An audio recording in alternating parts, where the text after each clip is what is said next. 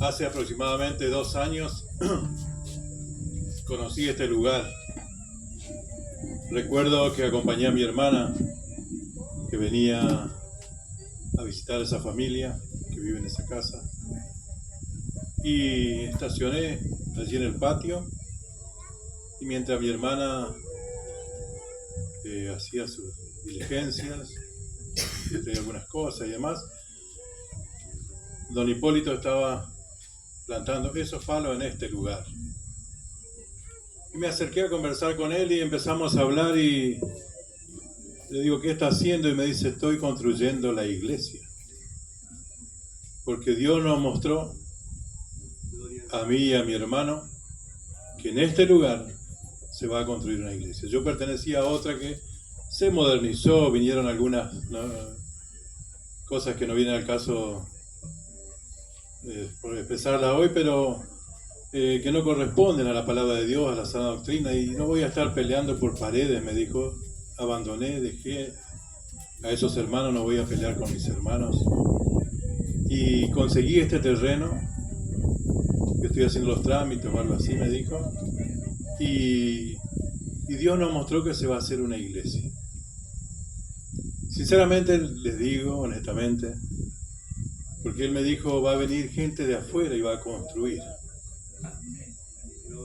Y yo pensé, miraba hacia el descampado y decía, pero ¿quién va a venir aquí de afuera? Admiraba la fe del hermano, pero sinceramente descreía que podía ser posible. Pasó el tiempo y hace unos meses circunstancialmente nos encontramos en una situación triste, no vamos a recordar. Nos dimos un abrazo, no nos dijimos nada, pero al poco tiempo recibo un llamado de Buenos Aires y se querían hablar conmigo, hablan con Carolina, después hablan conmigo y que venga acá a hacer un proyecto que ellos querían hacer aquí, una iglesia, esta iglesia. Habían visto las fotos de donde se está reuniendo, congregando, porque como dice don hermano Hipólito, el pastor dice, esto es la casa de oración, la iglesia somos nosotros, las personas, y eso es bíblico, es así. Y a mí me tocó venir y hacer el dibujo y no sabía qué presentar, porque bueno, es fácil cuando uno sabe con qué plata va a edificar para hacer un proyecto, pero vine y le recuerdo que no sabía cómo encararlo, le hice un reportaje y le preguntaban el reportaje del terreno y cuánto eran en la iglesia, y él me dijo, somos un grupo de 20 personas más o menos que estamos congregados. Y entonces hice un croquis de 6x7 y mando a Buenos Aires y sí, aparte vamos a agregarle, vamos a hacer, dice, una cocina para la escuelita y vamos a hacer los baños.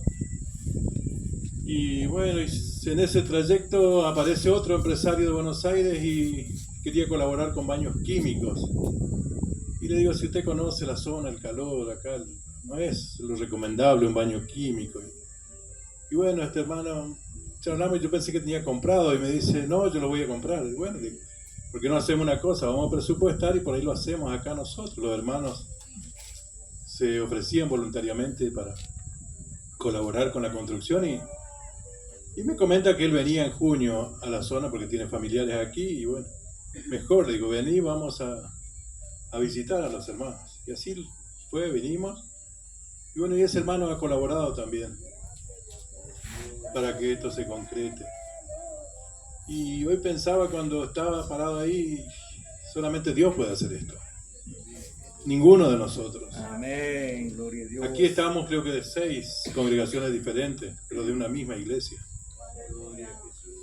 en la congregación. Y lo importante es eso, porque algún día, como decía el hermano que me precedía, vamos a estar todos juntos y allí no hay raza, no hay color, no hay nada. Y quisiera compartir en esta noche un pasaje donde muestra 2 tipos de personas que se acercan a Dios en forma diferente. Y uno que parecía el que estaba bien, estaba mal, y el que estaba mal realmente, que reconocía que estaba mal, estaba bien para con Dios. Y tomo este pasaje porque se encuentra en el Evangelio según Lucas, en el capítulo 18, Desde el verso 9 en adelante vamos a leer algunos versículos. Y es la parábola que todos conocemos del fariseo y el publicano. Los fariseos eran los religiosos de la época. Cuando usted ve una persona que es religiosa, digamos que se muestra que yo soy bueno, que yo hago todo bien, se justifica en sí mismo, bueno, esos eran los fariseos. Jesús siempre los enfrentó. Y el otro era un publicano, era la persona más odiada porque eran los que recaudaban para el imperio y bueno, no tenían buen concepto de la sociedad. Y estos, dice que el verso 9 dice, a unos que confiaban en sí mismos como justos y menospreciaban a los otros. Es uno de los problemas de la religión, de los religiosos, que menosprecian al otro. Y Jesús no vino a traer religión, Él vino a traer salvación. Y la salvación no se logra con religión, se logra con una relación con Dios. Y es lo que nosotros tenemos que tener si queremos entrar a ese lugar al cual estuvimos cantando y recordando, donde ya no va a haber llanto, no va a haber dolor, donde estas cosas pasaron. Y allí vamos a llegar un día, todos juntos. Para eso es esta casa de oración. Y dice que confiaban y menospreciaban a los otros. Ustedes saben cuánta gente menosprecia al prójimo. Su comunidad misma sabe que en la historia muchas veces fue menospreciada y aún hoy mismo es menospreciada. Pero le dijo una parábola. Y la parábola dice, 2 hombres subieron al templo a orar. Uno era fariseo y el otro publicano. El fariseo, el religioso, dice, puesto en pie, oraba consigo mismo. Allí tenemos una característica. Podemos estar orando y no con Dios, con nosotros mismos. Ustedes saben cuánta gente ora consigo mismo, porque Dios no lo escucha. Alguien le decía el otro día en el asilo a Marcos, orá por mí porque a mí Dios no me escucha, a vos sí te escucha. Y este oraba consigo mismo, pero él creía que Dios lo escuchaba. Y fíjense lo que decía en su oración. Dios, te doy gracias porque no soy como los otros hombres. Se comparaba. No soy ladrón, no soy injusto, no soy adúltero, ni aun como este publicano que está al lado mío. A tal punto era su orgullo que él se comparaba y se sentía justo, el mejor. Como que Dios le debía a él, no él a Dios. Cuando sabemos que todo lo que tenemos es gracias a Dios. Él nos hizo y no nosotros a nosotros mismos. Y él se justificaba, decía, ayuno 2 veces a la semana, o sea, hacía sacrificio él. Doy diezmo de todo lo que gano. Y daba justamente la plata que ganaba, el 10% daba para la congregación. Pero el otro, el publicano, estando lejos, no quería ni aún alzar, dice, los ojos al cielo. No se sentía digno de estar ahí. No se animaba a enfrentar a Dios porque él sabía en qué condición estaba, sino dice que golpeaba su pecho, diciendo, Dios, sé propicio a mí, pecador. Con toda la humillación, él reconocía su situación, su necesidad de Dios, y se acercó a Dios compungido, dolido por su pecado, por su situación, como nosotros nos ha pasado y nos pasa cuando nos equivocamos y pecamos y nos tenemos que acercar a Dios y pedirle que Él nos perdone, acercarnos a ese trono de la gracia. Y le pedía que sea propicio, perdóname, por favor.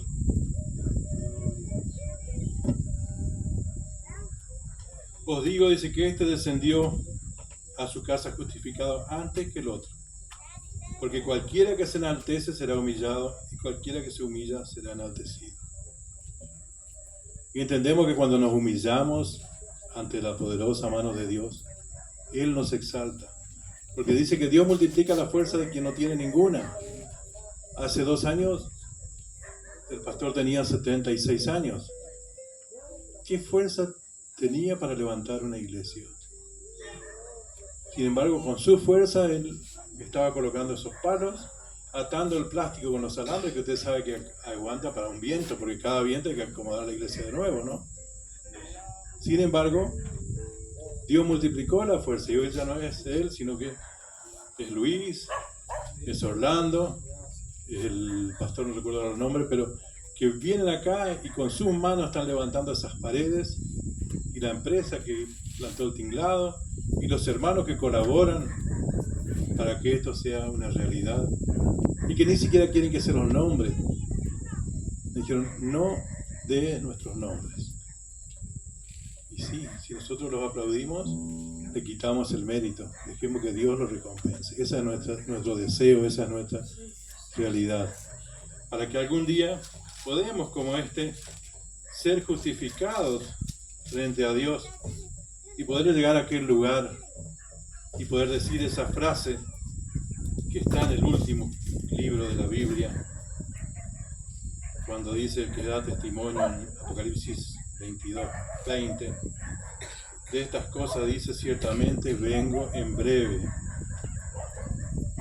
Y sabemos que las cosas que están pasando nos muestran que Jesús viene en breve.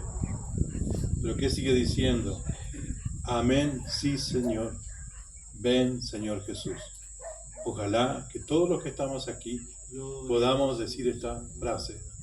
Amén Señor Jesús, ven Señor Jesús. Dios nos siga bendiciendo. Amén, hermanos. Gloria al Señor.